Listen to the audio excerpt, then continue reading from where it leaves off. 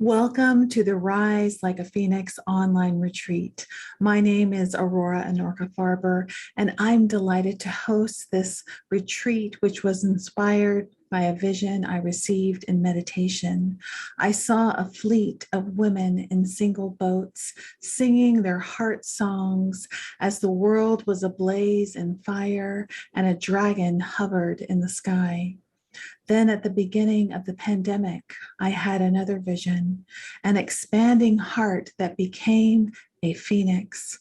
I intuitively knew that we have been calling for the phoenix, this archetype that is here now to bring hope and healing as we consciously rebirth ourselves and our world.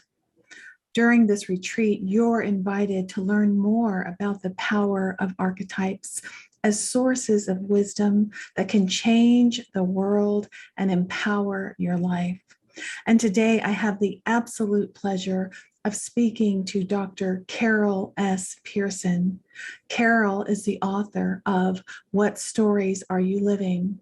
Discover Your Archetypes, Transform Your Life.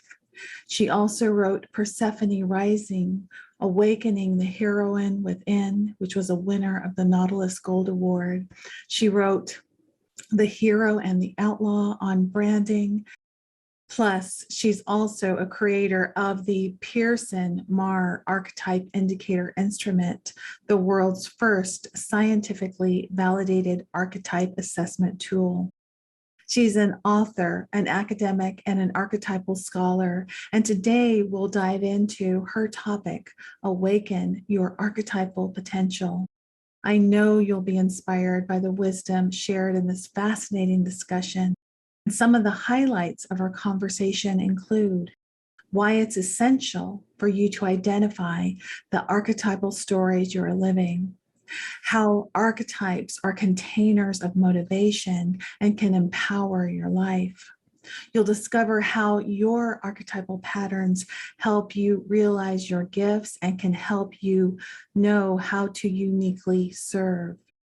We'll talk about calling up archetypal energy to shift habitual patterns and help break through limitations.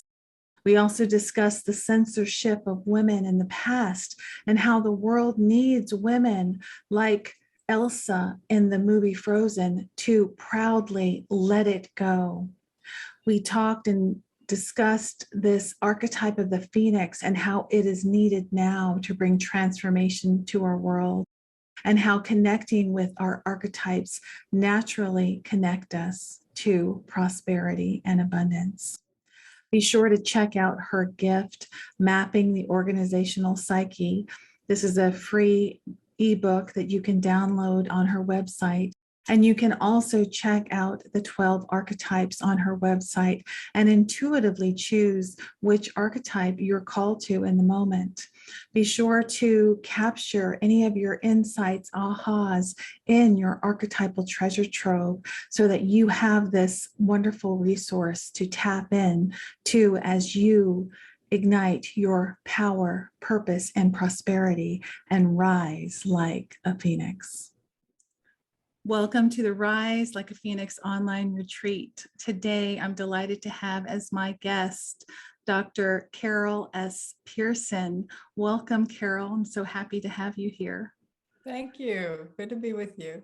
Yes, and so how we begin this retreat, because this is a retreat, and I invite you in the audience to just take a moment to feel into your heart, to feel into this present moment, and to begin to open and activate the heart energy for what you are grateful for. And it can begin with just a simple breath, settling in. And in this moment, I'm grateful that I have this opportunity to speak with Carol about something I'm so passionate about, archetypes and archetypal energy. And I'm really looking forward to this discussion that we will have today.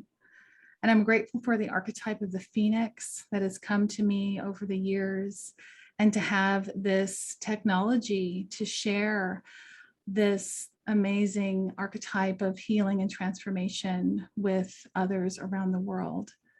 And I'm grateful for the clear skies, my health, my family, and my breath of life. And I wonder, Carol, for you, as you're opening your heart into gratitude, is there anything you would like to add? Yes, I'm incredibly grateful right now for all the men and women who have open hearts and open minds, who have been and are working to bring out the best in our world. Thank you. Yeah, so just feeling that energy of gratitude. And if you, our audience who's listening, just want to note to yourself something that you are grateful for in your life, just feel that, breathe that in, taking a moment of pause, of retreat from our busy world to open our hearts into gratitude. And then taking that breath and coming back to this moment here and now, maybe by wiggling your fingers and toes and gently opening your eyes. And I'm so excited to speak to Carol today about awakening your archetypal potential. And so one of the questions that I'm asking everyone is a very simple one. What are archetypes? And how have archetypes influenced your life personally? Well, in the simple form is archetypes are patterns of consciousness that are universal, that occur in all times and all places. The archetypes that I work with are patterns of consciousness that help human beings evolve, starting from the earliest times to now. And the way that it has influenced my life is one, to help me know what patterns are active, which archetypal patterns are active in my life, and how much variety there is in how those can be expressed, so that I can be me and also be contributing to my family and to the world in a way that's actually helping human evolution. And for me too, the ability to share this knowledge with other people about the archetypal dimension of life. First of all, it ends up being very soulful. Archetypes are soulful, and often promote spirituality as well, depth spirituality, not religion, but that kind of sense of deep connection with something real in the world. Keeps me hopeful about what can happen moving forward. Yeah, definitely. And I love that this is the theme that when I ask this question, it's these patterns of consciousness, like you said, that are easily identifiable, that we can find a resonance with. And this is really the inspiration behind my retreat, is that I kept seeing this symbol of Phoenix, and Phoenix is a powerful archetypal symbol. And when I was looking for speakers, I found you, and you had a book with a Phoenix on the cover. Yes, let's see it. There you go. What stories are you living? And so, one of the ways that I love to work with archetypal energy is to really honor and revere the archetypes that I notice in my life. And so if I see a pattern like, oh, well, she has a book with a Phoenix on it, and she knows a lot about archetypes, and I want to reach out to her. So that's why we made this connection. It's like following the magic breadcrumbs to live in that mythic kind of field. And so I'm curious, you have this Phoenix on the cover of your book, and why do you have that? It has to do with the times we're living in. I mean, this pandemic and much else that's going on in the world tells us that as human beings, we need to stop and pause. Even if we're an essential worker, we need to be doing that while we're working. But for those of us in lockdown, particularly, or have been in lockdown, it's a time to pause and say, what am I here for? What do I want in my life? And the archetypal energies are containers of motivation. Of when we're living an archetypal story, we're being motivated to do its things. Like if it's the caregiver, we're motivated to help people authentically, not because we should, but because we are. Or if it's the lover, to be in loving relationship with people. If it's the creator, to create something. And so there's that element of, if we're going to come out of this pandemic, and we can allow that to have burned up everything inauthentic in ourselves. And then the issue is, well, what is authentic? And what archetypal energies really do support my specialness, your specialness, anyone's specialness, so that we can now contribute what's needed. And studying those archetypes can also help us recognize how we can live them in an evolved way. What is the next stage for that? For example, I think the warrior archetype is evolving right now. And one of the things humans need to do is evolve out of expressing it in violence. But express it in, yes, I have boundaries. No, that's not all right. And very clear direction in terms of what's okay with us, what's not okay with us. And as mothers say to their kids, use our words. You know, and for many people, the lover archetype can start out with just wanting a sexual partner or a great love, but it can expand to, you know, to be Saint Francis. And we may not, but it can also just expand to be experiencing a loving relationship with your home, your family, your friends. And we can realize that this moment in human history, with climate change, with the pandemic, with all of those things that we have, humans need to evolve, and we need to have a piece of that. And the archetypal energies can help us know what that is for us. Yeah, I really agree with you. And, you know, that deepens my own understanding as to why I've been feeling this energy of the Phoenix so presently in my, you know, my meditations, because it is this kind of collective call to consciously release that which does not serve us anymore, and to consciously rebirth. And that's what I love about the Phoenix, is that cycle of regeneration. Yeah, and what's cool about it too is the Phoenix does it to itself, you know. It says, True. okay, I'm gonna burn all that up, you know, I'm not gonna have that in my life. I'm done, you know, and then come out all bright and shiny, you know, all clean and new. But holding the wisdom for all the ways we've lived before. And I think that's our calling right now, and we don't have to be scared of it. I mean, so many people are scared of change, but what we're scared of is change from the outside. And, but we can meet a changing world and changing needs with change on the inside that is authentic. And that doesn't mean just doing whatever we're told we're supposed to do to succeed or whatever, but to really connect in with, what am I called to do? What is mine to do? What story am I living?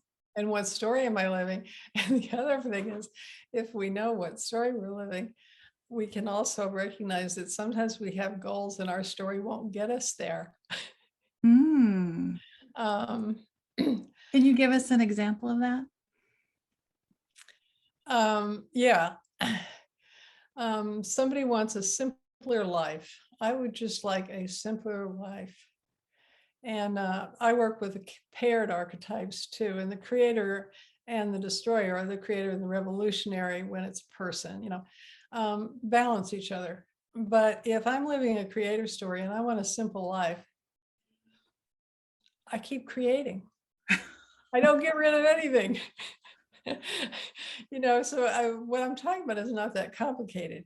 It is that I can see, and I'm still always being drawn to create the next thing while my messy basement calls.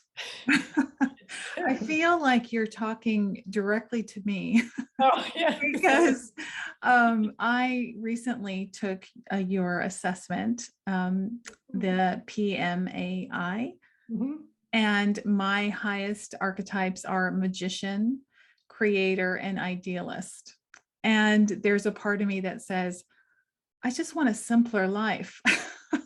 Well, that's what the idealist wants. Oh, I see. Yeah. But your magician and your creator don't necessarily. Yeah, I mean, in this can be very subtle. It's very, very subtle of what we think we want and what story we're living. And as you have pointed out, one of the reasons that I, with humor, created the PMAI is to make this simpler for people. For a lot of people, even though archetypes are all around us and in us and everything, it seems very nebulous to people. Mhm. And to be able to have a tool that helps people identify what archetypal energy appears to be active in them. Yes. And but that also, and we get 3 results, and so we can look at that, and we can look at which ones of those we're paying attention to and which ones might need to evolve, Yeah. how they're getting along. Mm. I mean, it may be that your magician and creator shout down your idealist simple life person. That's true. And what I found really interesting, as I took that assessment, and even as I came to birth my own work in the world, I feel like this was back in 2017. I feel like it was more that warrior energy. And once I took your assessment just recently, I had this feeling that, oh, I needed to really claim that warrior revolutionary kind of energy in me, because there was a part of me that was afraid to really to show up, to be visible. And so that's how I created my website with images of fire. This just intuitively, fire has been always the element that I've worked with. But after taking your assessment recently, I have been exploring this idea of the magician's fire. And of course, synchronistically, I saw some movie where they were talking about the blue fire, and how the blue fire, it's a chemical way of creating this fire, and it doesn't burn. And people used to use that as kind of a magician's trick as how they could make this blue fire. And so I've been feeling into, oh, I can see how at one point in my life, I needed that energy of the revolutionary, the warrior, so that I could come out and step out into the world. But now I feel that my fire is shifting into this blue fire, this more magical fire. So I was wondering, can you speak about how archetypes change? Like, can our stories change? Can the story relive? Yeah, all of my work is really focused on that there may be archetypes that are just active in us for our whole life. But archetypes are always flowing through us as we change. And what's really cool, like in what you described and shared so nicely, is that when you have lived the warrior, you've gained the gifts of the warrior. So you've got courage, you've got focus, you've got boundaries, all those kind of warrior things. And so, the psyche says, we could go on now.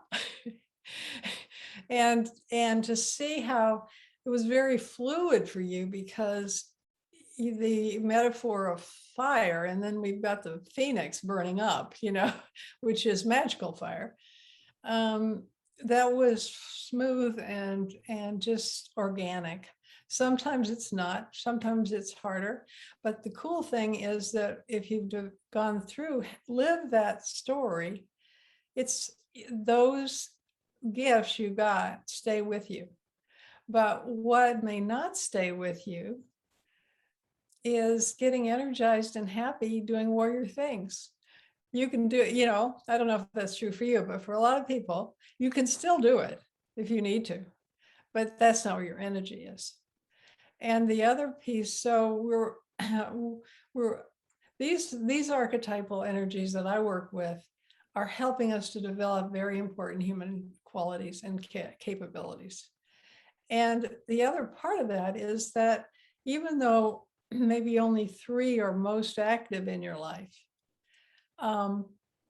if you're in a situation that requires one you don't have, that you don't have active, you're not really used to it, you can call it up.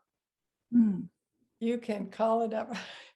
I love the ones, there's this woman who was telling me that she was going into this meeting, one of those meetings where you're the only woman and it's a lot of men and you're about to be possibly in trouble. And she said, and I called up my warrior. And, she had some talisman in her pocket. I forget what it was, to represent the warrior energy. And she went in and, she didn't fight with them, but she was strong and whatever. And she said, I'm really not usually like that. I love that. But she remembered what warriors are like. Now, that wouldn't necessarily, you wouldn't want to take it if you don't have much warrior active. You wouldn't want to volunteer to be a soldier in the army. You just not work there. It wouldn't work. But if you needed it for a moment, you can just call it up. And there are times of life, it's like we move into a new movie and call something up. Another woman who's really fun loving. She's just her archetype in my system. And she just loves to play and party and everything like that. And she and her husband travel all the world, did all these fun things. And then he was diagnosed with one of those horrible diseases that wastes him away slowly. And she said, I didn't have any caregiver, but now I do. And she took care of him at home. And what happened is that she was the archetype that was needed, that had never been there for her before, showed up. And with her conscious agreement, yes, I want to do this. So these archetypes are really useful. Yes, and I love how you describe it, because it can seem kind of nebulous to people. But this example that you shared of, I call on my warrior, with this talisman, because archetypes are collective patterns that we can recognize, we can feel, even if we don't necessarily have it so strongly in us. We can think of Wonder Woman or, right? And yeah, absolutely. Absolutely. In What Stories Are You Living? The last chapter is just all these 12 archetypes as they show up in film and, film, movies, literature, the media, to help people be able to just see, oh my gosh, these are archetypes. They show up everywhere, to help people get the idea. Because, for example, with the caregiver, I keep going back to that. I must have an issue with that today. Some people have a hard time with it because of their experience with their mother, which is has been, sort of socially defined as the person who's supposed to take care of you. And so that she had trouble caring for her daughter because she didn't want to be in the caregiver mode, because what she knew about it wasn't pretty. And so just reading about,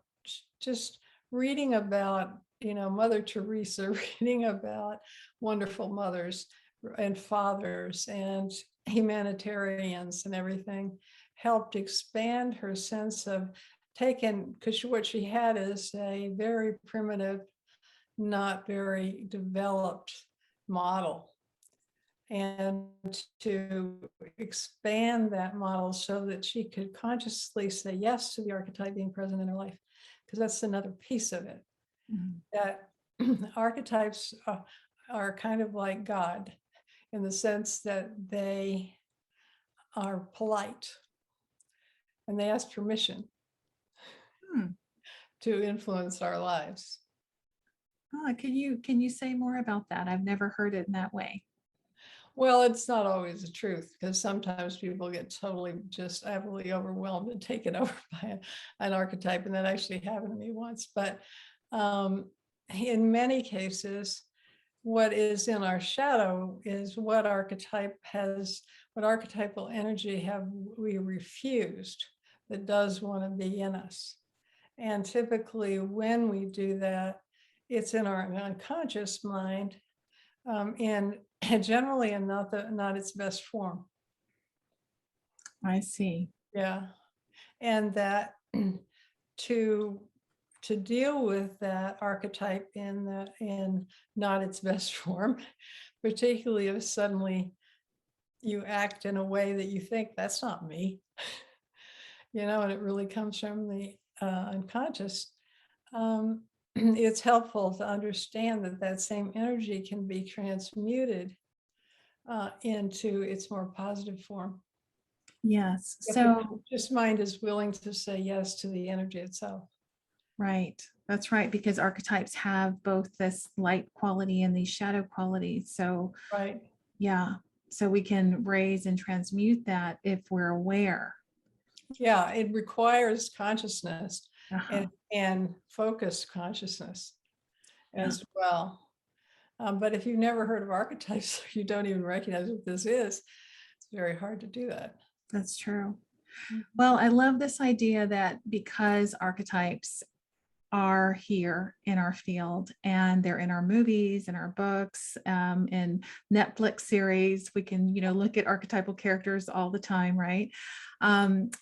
Noticing how we can plug in and tap into these archetypes to empower our life, because that's the purpose of this retreat is, rise like a phoenix, ignite your power, your purpose, and your prosperity. So I think of archetypes as this energy, like this renewable energy source that we can plug into. But I think what I'm really understanding more in this conversation with you is it's that awareness. We really need to be aware of the stories that we're living, the archetypes or the shadows that we may be feeling or experiencing. And I was going to share with you and the audience a practical story of my own sense of how I came to understand an archetype through its shadow was when the movie Frozen came out.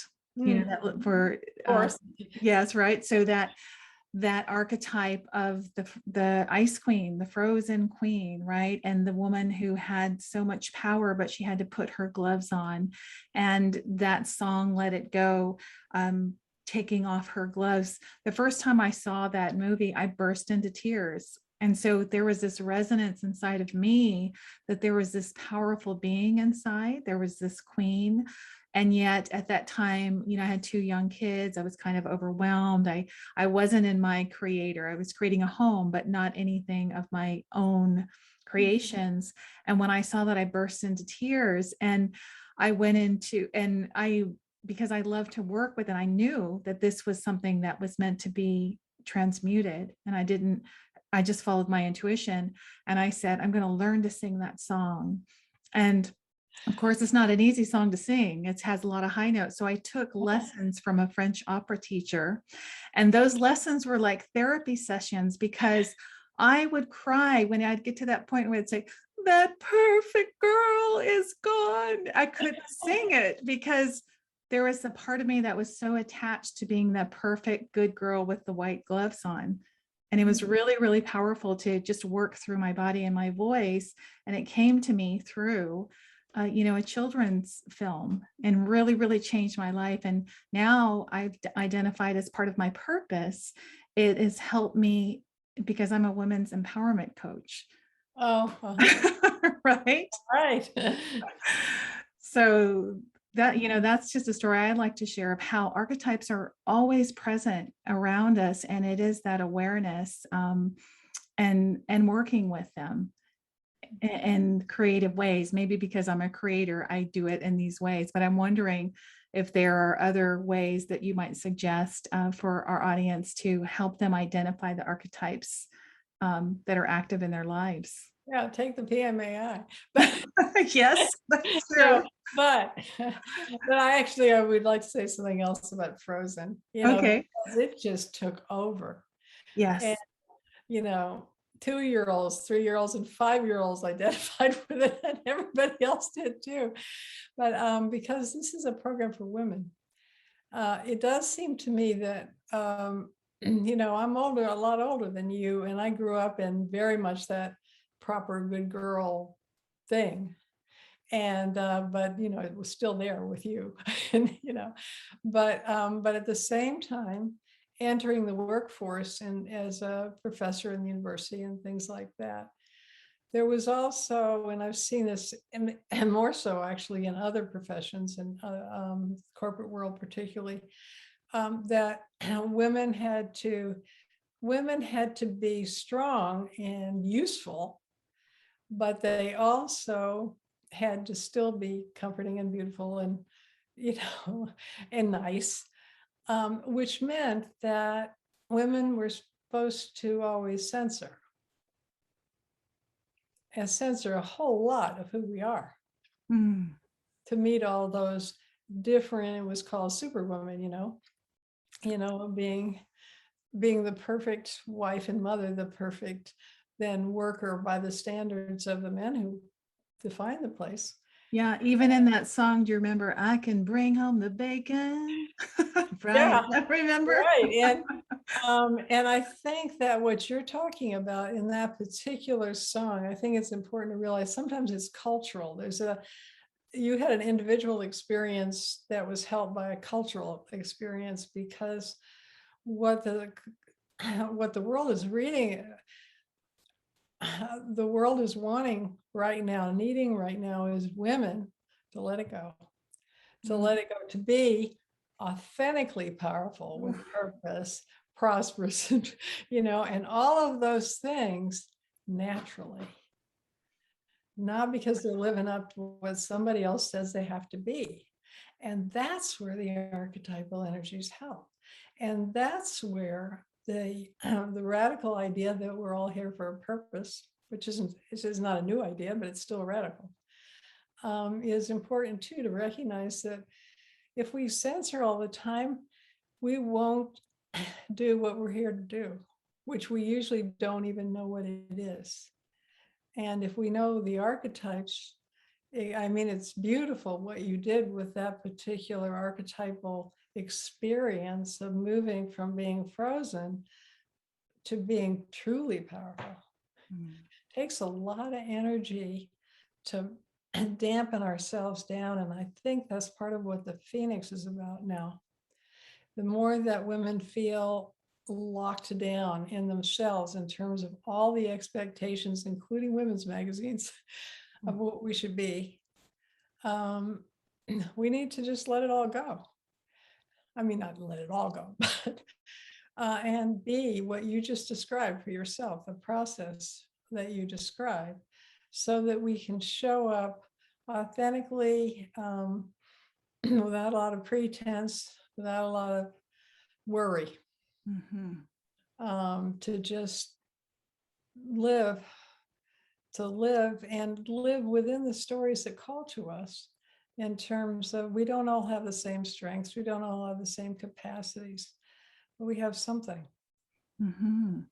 Yeah. So it's like attuning to those stories that are calling to us, those archetypes that are calling to us in the moment, each of us individual. It's kind of like in my vision of these women, each in a single boat, they're sovereign, and they're singing this song, from their heart and letting it go. You've given me a whole new layer to, my vision, but I really, this just gave me chills, Carol, when you said that what the world needs now is for women to let it go, to take off those gloves, and to, really empower our world and create new structures consciously surrender, like the phoenix who chooses to burn herself up and be reborn shiny and new. And that means that we do something new. And and a lot of people around us says, oh, she doesn't know how it's done. Mm, No, we did it. And it will be how it's going to be done. yeah. It will be. That's how the future is made. And that's why future is so unpredictable, because it, how we collectively get out of the pandemic, climate change, a lot of the other stuff going on in the world, war, poverty, is really dependent on what each one of us does. Mm. And it doesn't even have to seem to be related to any of those things. I wonder for you right now in the collective field, is there an archetype that you feel is, I know you said that the warrior is shifting, right? And it's coming more into its transmuted energy. Do you feel any other archetypes in the field right now that can help us with this crazy, kind of chaotic, unpredictable unknown that we live in? Yeah, the jester. The Mm, gesture is very important. Remember, in medieval times, you had the court jester, and yes. the court jester could poke holes in the arrogance of the king, but may also make sure everybody's having a good time. And right now, the way the gesture is more being expressed is satire, and there's a good reason for that, which is the fool's function of making fun. And both, in our cultural war, both sides are doing that, making fun of the other and whatever. And a lot of that isn't very helpful right now. I mean, I don't know if it's helpful or not. It's part of that process. Mm-hmm. But I think that there's certain kind of fool energies that is not making fun of the other. And very often it starts with self-deprecating humor, about ourselves and how we're all human. And that the more humble kind of gesture can help us get past a lot of our enmity with each other by recognizing, come on, we're all human here. Right. Kind of finding that common field of humor, of laughter, of open-heartedness. Yeah. Right. I mean, I mean, we're having this interview after the Republican legislature in Texas decided they wanted to get rid of abortion, and that the way they would do that is say that even though it's still legal, they would have anybody be able to sue anybody who helped in any way a woman even thinking about getting abortion. Okay. Now, the level of chaos that something like that is going to occur. Now, Dionysus is a jester. He had the god Dionysus, and he loved chaos, but chaos that builds things. Imagine if I didn't like the people who are unvaccinated, I just got my legislature to say that anybody could sue them, or see, you know what I'm saying, that there's a level of chaotic energy that's just been released, quite apart from one's view of abortion, Mm-hmm. that could be hilarious. I mean, imagine, it could be like a car with 100 clowns coming out, if every state came up with an idea of something they didn't like and had us all suing each other. It's ridiculous, that there are things that are happening that are scary, but they're also funny if you step away from it. Right. In terms of the level of chaos that could occur. Nevertheless, in all kinds of ways, the pandemic is causing chaos. Mm-hmm. And for Dionysus, the way you dealt with that is wild dancing. Mm. And that's the gesture. I mean, dance it out. Dance it out. And dancing is collective. You dance. and let's just get it out of our bodies and be able to laugh together and sing together. And as I think that's one. I think they're almost all. We're in that time that requires a huge leap in consciousness. Did one come to your mind as you were? Well, as you're saying that, I'm thinking, I work with 13 faces of the divine feminine. And so the muse is kind of akin to the jester, and it works through 13 moons. So across the moon, the moon mat is the queen of death, is Persephone, right? And so I often think about the muse, this energy of laughter, spontaneity, lightness, as the kind of the opposite end of density, of being in the unknown, when you don't know. So I find that the muse energy for me is the most helpful to break up density. When things are just so stuck in death and you just want to pull your hair out because you're like, really, then it's that sense of the muse. And the muse also for me carries that sense of the magician, the muse with her magic wand. We can shift your perception. What if there is magical possibilities in the unknown instead of, a tiger waiting to eat you, like the reptilian brain. So I definitely think that levity, a sense of lightness, would be very helpful during these times. And I also, as you asked me that question, I was thinking about what you said earlier, is like, when we know the story that we're living, each of us has a different story. And so for me, I am here with my magician, creator, idealist, holding this flame that we can recreate this new world through this archetype of the phoenix, and inviting experts like you. Like I'm using what I have to shine a light into the world. And someone else might have something different. They have a different, archetypal energy. And that's why I think it's so powerful for, like you said earlier, to tap into what is the story you're living? What is your purpose? Because, and not just that, but how does it serve our evolution? How does it serve our rebirth? Yeah. Because it's really needed right now. Like you said, we are in the unknown in this dire circumstance. The world is shifting, but it's at that edge of something new to be born. So when I get into that heaviness and that density, I also have to sometimes bring in my own inner muse and think about something new could be born that I can't even imagine in this moment.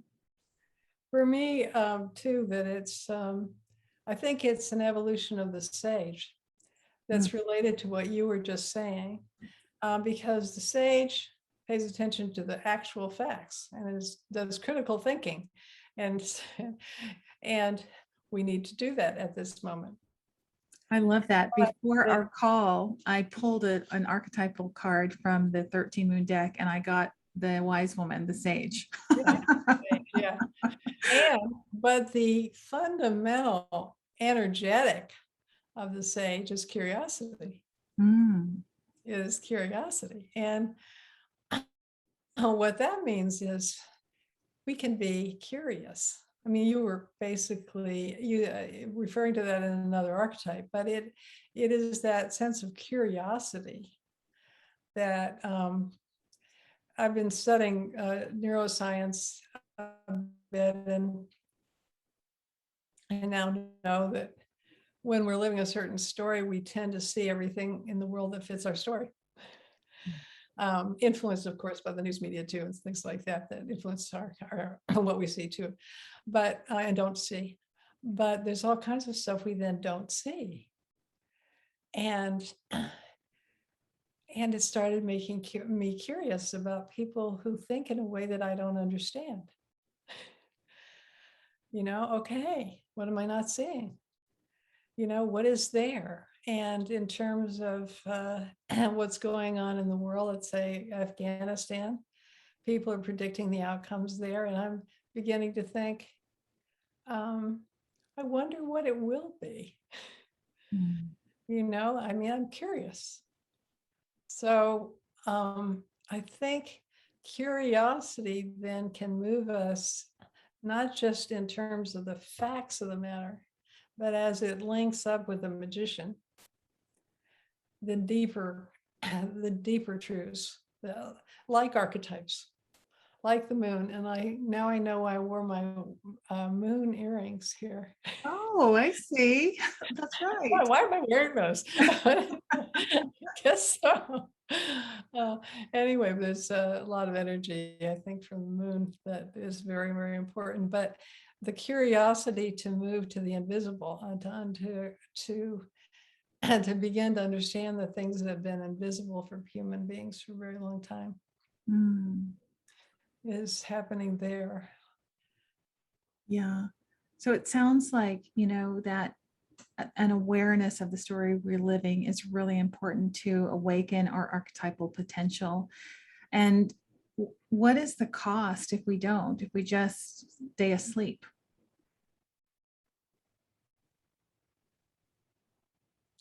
Well, you know the answer to that question. It doesn't look good for the human race. We could do it in sound effects. Sort of dire. But if you also know with people who, just in people's lives, when they start getting older and they don't keep growing, they start dying.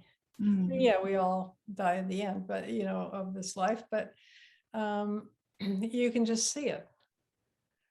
That it's just, if we're not curious, if we're not learning, if we're not doing new things, it's just kind of over. It's like that cycle of regeneration doesn't continue. No, it doesn't. And this good old Phoenix is just asking us, hey, that's a great time to burn it all up. Not literally, but in that blue flame fire you were talking about, where you just say, okay, let's burn all this up.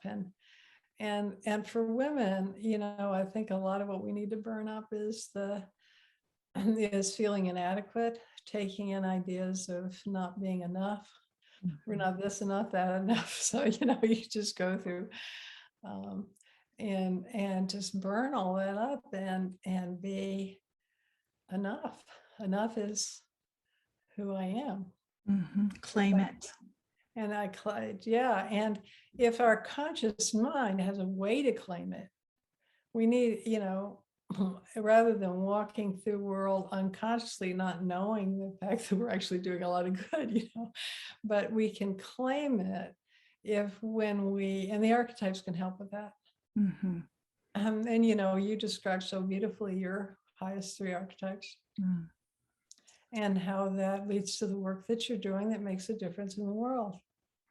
Yeah. And it does, like you were talking about earlier, it's this sense of inner joy that sustains me regardless of what's happening outside. Like when I'm really in tune with my purpose, then I can always come back to that, because that's what's real. It's even how we started this conversation, is just a hand on the heart, taking a breath in.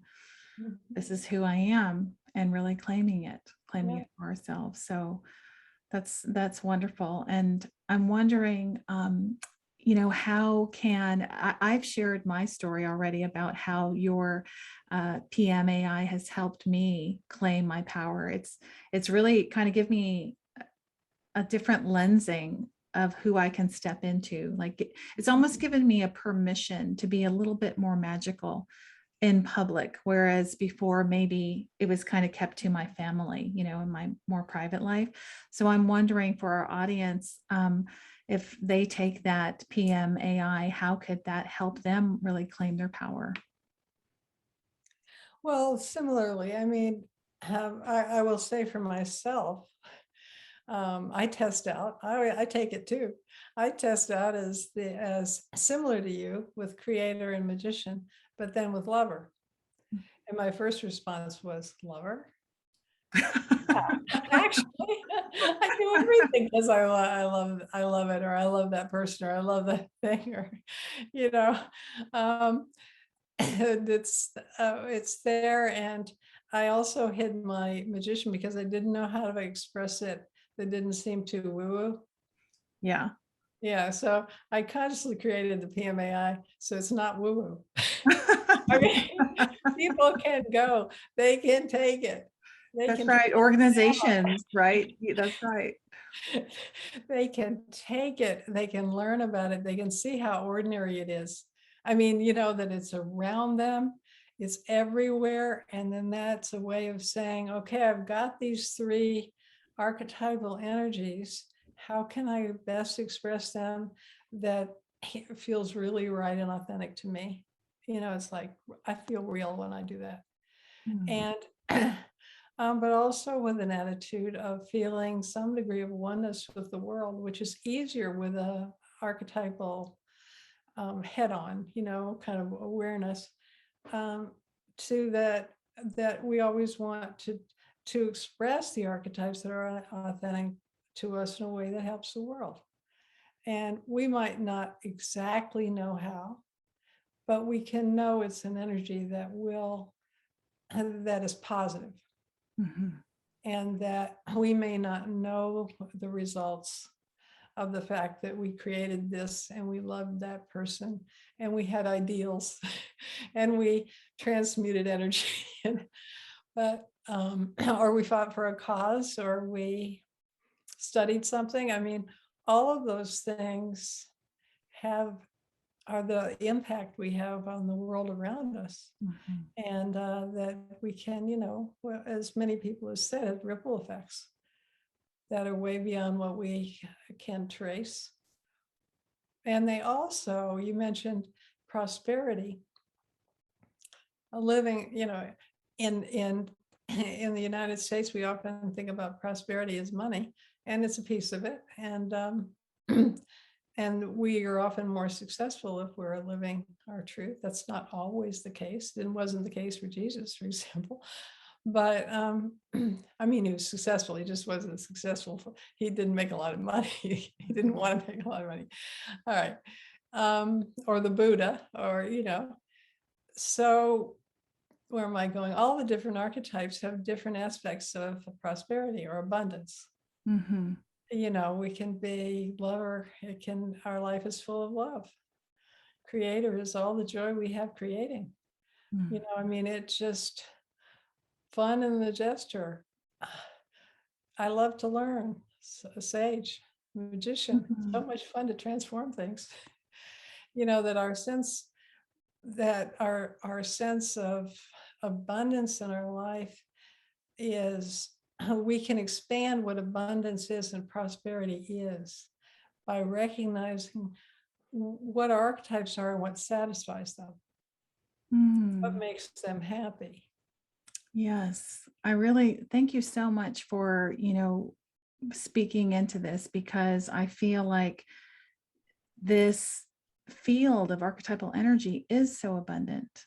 So when we can tune into it and really activate that in ourselves, then we automatically, it's almost like we're nourishing ourselves with the abundance of that energy that can help us live into our purpose and then help serve and hopefully bring more evolution to our planet. Yeah. So yeah, it's like it just feels sustainable, Right. when we can tap And into it. and to some people, being part of evolving the planet may just seem too much at this moment. So it's enough to think, I would just like to be happier. Mhm. I would like to have better self-esteem. I would like to have more confidence. You know, so um, I think the evolutionary purpose that I know is there in the archetypes will happen even when people can't even imagine that they would have that kind of impact. Mm. Yeah, I love that. Yeah, just even claiming that for ourselves, our happiness, our creativity, our ability to transform and transmute whatever, that we're needing. I love that. Yeah, and the magician isn't always really like appear to be some magical thing. It can be it can be when we've been living in a way that's making us unhappy and we make some decision and our lives are different. You know, that's, it's the power of consciousness, which is beyond just the consciousness of the mind, Right. to transform our lives. And it happens in really small ways Hmm. for a lot of people. Yes. Yes. Well, I feel like there's been so much magic in this conversation and in just having you as my guest. And I'm going to ask you to speak into your free gift that you're offering to the audience in a moment. But one thing, because of our interaction, I changed the date of intuitively, I was guided to change it to the fall equinox. And you were communicating with me that that coincides with the Eleusinian mysteries. And so since this summit is actually launching on the equinox, I was wondering if you could just speak into that, because I feel like there's a bit of magic and how that all came about. Yeah. Well, and that comes from my book, Persephone Rising, which is part of what Persephone is rising in your project now, because you're helping women to rise. Mm. And the the mysteries, many people know the story of Demeter and Persephone, kind of basically, you know, but they don't know that it was the basis of a mystery religion that was huge. I mean, it was the most honored mystery tradition, which is sort of like one of our initiations, a kind of initiation.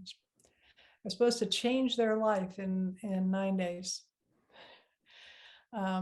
So, and one of this, and in the mystery itself, Persephone, who's abducted to the underworld, is part of, it's basically a spiritual fertility religion in which she is like a seed planted in the ground that has experiences that causes it to open up. She was like 14 and grows and grows, and she and her mom get her out of the underworld, and then many other things happen. And she was also eventually the god of the underworld and of death. But she was also the god of flowers and spring and growth. And so that the equinox, the fall equinox, is preparing for winter, and where everything goes underground. And to know that they're going to be in the spring, they're all going to grow again. And so too with people, that it's a reassuring a story, archetypal story about this life isn't all there is. Mm-hmm. And it's not very specific about what else is there, but and there were a lot of different beliefs in Greece. But that story was it was credited for changing the relationship of humans and the gods. Before that, the gods had been punitive and punishing. And they learned in the mysteries, people were taught how to have courage, prosperity, and love, basically, to be caring and happiness. And so that there was something about the transmutation that happened to her as a figure in the story, changed everything for everybody, which is a great thing. And it's not that unrelated to your efforts with the Phoenix, which is, at least in life, we can die and be reborn, die and be reborn, die and be unborn, and every time come out shiny and new. And also in that process, contribute to transformation and more happiness and faith and courage for all the people around us. Oh, thank you so much for sharing about that. It just feels magical to me that this is launching on the equinox and the way that all came about. And so I I trust that. And I love what you said is that Persephone changed everything.